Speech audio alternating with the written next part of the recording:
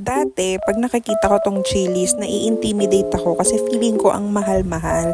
Pero buti na lang, meron sila nitong All For Me, which is 380 pesos lang. Available all day, every day. So, first option is you have to choose a soup or salad for your appetizer. So, ang pinili ko is itong bacon salad.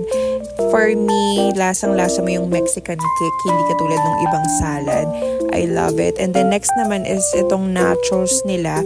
Hindi rin siya yung typical nachos na nakikita natin, nakalat-kalat. Para siyang nakatupe, parang sandwich, ganon. So, masarap siya dahil hindi siya yung mga normal na nachos lang na natitikman natin. Very rich and flavorful.